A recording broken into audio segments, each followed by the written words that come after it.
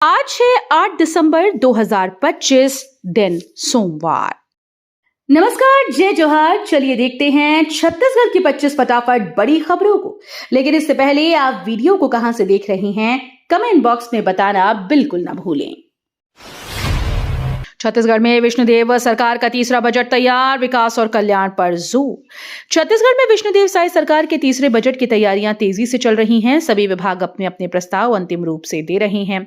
इस बजट में विशेष ध्यान किसानों, महिलाओं और गरीब वर्ग के कल्याण पर दिया जा रहा है। वित्तीय योजनाओं और विकास परियोजनाओं को शामिल करते हुए सरकार नए लाभ और योजनाओं की घोषणा करने की तैयारी कर रही है। बजट पेश होने के बाद राज्य में विकास और आर्थिक स्थिरता को बढ़ावा मिलने की उम्मीद है। मुख्यमंत्री विष्णुदेव साय की अध्यक्षता में 10 दिसंबर को कैबिनेट बैठक, कई अहम निर्णय संभव। छत्तीसगढ़ के मुख्यमंत्री विष्णुदेव साय की अध्यक्षता में 10 दिसंबर को कैबिनेट बैठक होने जा रही है। बैठक में राज्य के कई महत्वपूर्ण मुद्दों पर चर्चा होने की संभावना है। मंत्रियों और अधिकारियों ने प्रस्तावित एजेंडे की तैयारियां पूर्ण कर ली। उम्मीद है कि इस बैठक में विकास परियोजनाओं, सरकारी योजनाओं और नीतिगत फैसलों पर अहम निर्णय लिए जाएंगे। अब घर बैठे बनाएं आयुष्मान कार्ड, मोबाइल से पूरी होगी प्रक्रिया। आम जनता के लिए राहत की खबर है। अब आयुष्मान भारत कार्ड बनाने के लिए न किसी दफ्तर के चक्कर, न ही लंबी लाइंस हैं। सरकार ने ऐसी सुविधा शुरू की है जिसमें मोबाइल से ही पूरी प्रक्रिया पूरी की जा सकती है। घर बैठे आवेदन, वेरिफिकेशन, कार्ड डाउनलोड आसानी से होगा। इससे स्वास्थ्य सेवाओं तक पहुंच और तेज होगी। खासकर ग्रामीण और दूर दराज के क्षेत्रों में रहने वाले परिवारों को बड़ा फायदा मिलने वाला है। नए कलेक्टर गाइडलाइन विरोध के बीच सीएम ने राहत मिलने का संकेत दिया। छत्तीसगढ़ में नई कलेक्टर गाइडलाइन को लेकर विरोध जारी है। इस बीच मुख्यमंत्री ने बड़ा बयान दिया और संकेत दिए कि जनता को राहत मिल सकती है। उन्होंने अधिकारियों से संवाद बढ़ाने और स्थिति का संज्ञान लेने का निर्देश दिया। सीएम के इस बयान के बाद विरोधरत लोग थोड़ी उम्मीद में हैं। प्रशासन ने बताया कि गाइडलाइन में सुधार या बदलाव के लिए विचार किया जा रहा है। उप मुख्यमंत्री विजय शर्मा के प्रयास से कवर्धा में युवाओं के सर्वांगीण विकास की योजनाएं धरातल पर। कवर्धा में उप मुख्यमंत्री और विधायक श्री विजय शर्मा के पिछले 2 वर्षों के प्रयासों ने युवाओं के सर्वांगीण विकास में नई दिशा दी। खेल और शिक्षा सुविधाओं को मजबूत बनाने के लिए धरातल पर उतर रही योजनाओं ने युवाओं के उज्जवल भविष्य के लिए ठोस आधार तय किया है। इन पहलों से न केवल युवाओं की प्रतिभा को निखारा जा रहा है, बल्कि उन्हें प्रेरित भी किया जा रहा है। रायपुर में उप मुख्यमंत्री अरुण साव ने राज्य स्तरीय युवक युवती सम्मेलन और शपथ समारोह में भाग लिया। रायपुर और राजनांदगांव में उप मुख्यमंत्री श्री अरुण साव ने साहू सदन में आयोजित छत्तीसगढ़ राज्य स्तरीय युवक युवती परिचय सम्मेलन और शपथ ग्रहण समारोह में भाग लिया। इस अवसर पर उन्होंने मां कर्मा मंदिर का जीर्णोद्धार और डोम शेड का लोकार्पण किया। उप मुख्यमंत्री ने युवाओं को बधाई और शुभकामनाएं दी और उनके उज्जवल भविष्य की कामना की। रायपुर में शिशु मंदिर के मेधावी युवाओं ने पीएससी 2025 में सफलता हासिल की। रायपुर में शिशु मंदिर विद्यालयों के मेधावी विद्यार्थियों ने पीएससी 2025 परीक्षा में शानदार सफलता प्राप्त की। चयनित छात्रों ने शिक्षा मंत्री श्री गजेंद्र यादव से उनके शासकीय निवास में सौजन्य भेंट की। मंत्री ने सभी छात्रों को उनके उज्जवल भविष्य के लिए शुभकामनाएं दी और प्रशासनिक सेवा में उत्कृष्ट योगदान देने हेतु प्रेरित किया। ताड़मेटला झीरम कांड में शामिल 2 माओवादी सरेंडर, मोस्ट वांटेड जयलाल पर 25 लाख का इनाम। छत्तीसगढ़ में सुरक्षा बलों को बड़ी सफलता मिली है। ताड़मेटला और झीरम घाटी हमलों में शामिल रहे 2 माओवादियों ने आत्मसमर्पण कर दिया। इनमें मोस्ट वांटेड जयलाल भी शामिल है, जिस पर 25 लाख रुपए का इनाम घोषित था। पुलिस के सामने सरेंडर करते हुए दोनों ने हिंसा का रास्ता छोड़ मुख्यधारा में लौटने की इच्छा जताई। अधिकारियों का कहना है कि सरकार की पुनर्वास नीति का असर दिख रहा है और लगातार आत्मसमर्पण से नक्सली नेटवर्क कमजोर हो रहा है। शिक्षक पर ड्रग सप्लाई का आरोप, नशीले इंजेक्शन बेचते पुलिस ने किया गिरफ्तार। छत्तीसगढ़ में एक चौंकाने वाला मामला सामने आया। शिक्षक पर आरोप है कि वो नशीले इंजेक्शन की सप्लाई करता था। पुलिस को सूचना मिली तो दबिश दी गई। आरोपी को गिरफ्तार कर लिया। पूछताछ में पता चला कि इंजेक्शन युवाओं को महंगे दामों पर बेचे जाते थे। पुलिस अब सप्लाई चेन और बाकी के नेटवर्क की जांच में जुट गई है। छत्तीसगढ़ में बड़ी सर्दी, कई जिलों में शीतलहर चलने की संभावना। छत्तीसगढ़ में ठंड का असर तेजी से बढ़ रहा है। पिछले कुछ दिनों से तापमान लगातार गिरता जा रहा है, जिसमें सुबह और रात में गलन अधिक महसूस हो रही है। मौसम विज्ञान केंद्र रायपुर ने चेतावनी दी है कि उत्तर और मध्य छत्तीसगढ़ के कुछ हिस्सों में शीतलहर चल सकती है। नागरिकों को ठंड से बचाव के लिए गर्म कपड़े पहनने और स्वास्थ्य का ध्यान रखने की सलाह दी जा रही है।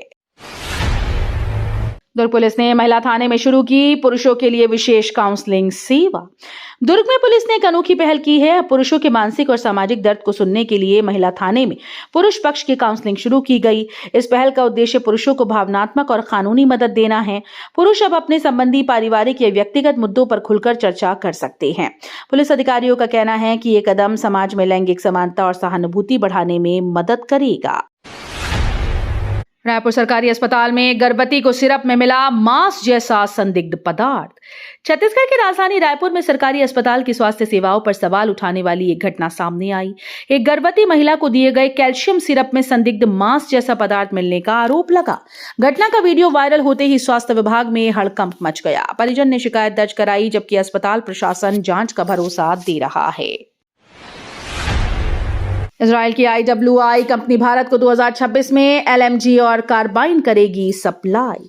इजराइल की प्रसिद्ध रक्षा कंपनी IWI भारत को 2026 की शुरुआत में भारी संख्या में हल्की मशीन गन और आधुनिक कार्बाइन भेजने जा रही है। इस डील में अडानी ग्रुप की PLR सिस्टम्स भी शामिल हैं, जो मेक इन इंडिया के तहत हथियारों के निर्माण में मदद करेगी।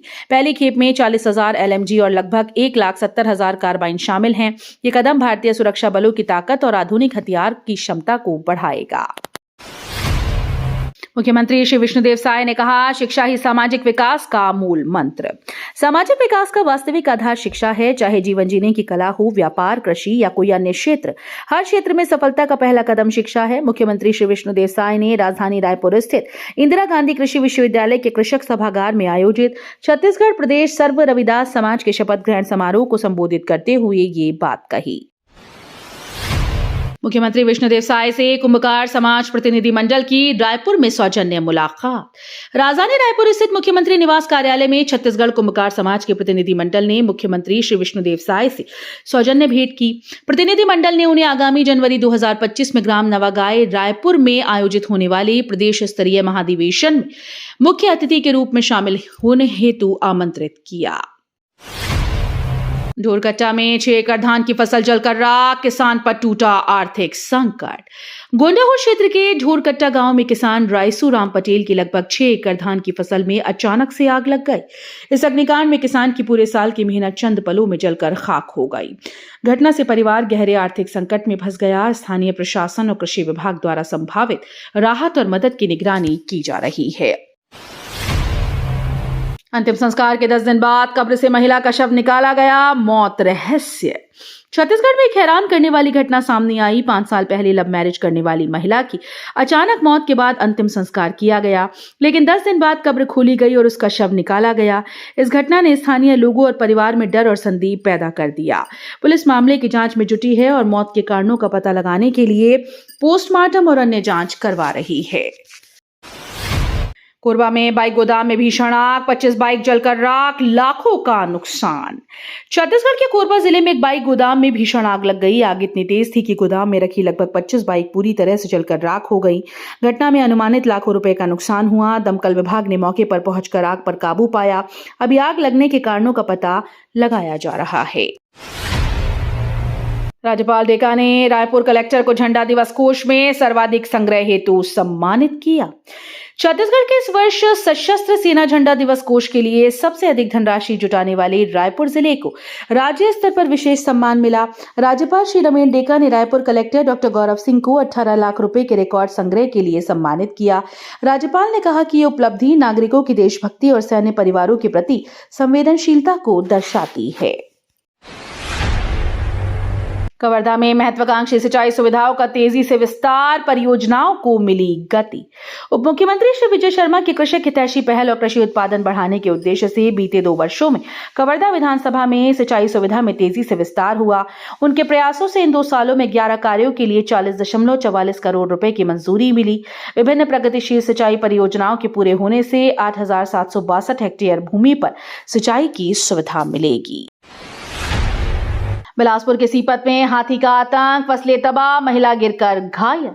बिलासपुर के सीपत क्षेत्र में हाथी ने मचाया है कहर। ये विशाल जानवर फसलों में घुसकर उन्हें रौंद रहा था। डर के मारे एक महिला भागते हुए गिर पड़ी और गंभीर रूप से घायल हो गई।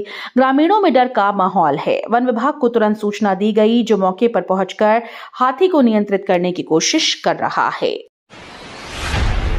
छत्तीसगढ़ में 14 लाख की लूट का नाटक, कंपनी का कैश लोडर आरोपी, पुलिस ने किया खुलासा। छत्तीसगढ़ में 14 लाख रुपए की लूट का मामला चर्चा में है। पुलिस ने पर्दाफाश किया कि ये लूट का पूरा नाटक था। आरोपी कंपनी का कैश लोडर निकला, जिसने खुद कहानी रची और घंटों पुलिस को गुमराह किया। लगातार पूछताछ और सबूतों के आधार पर सारा सच सामने आया। बलरामपुर में प्रशासन सख्त, अवैध धान से भरा ट्रक जब्त।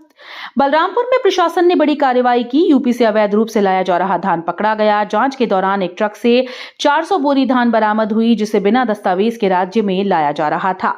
अधिकारियों का कहना है कि धान की अवैध आवाजाही पर सख्ती जारी रहेगी और दोषियों पर कड़ी कार्रवाई की जाएगी। अंबिकापुर में सास बहू साथ परीक्षा देने पहुंची। देवरानी जेठानी ने भी शिक्षा का दिया संदेश।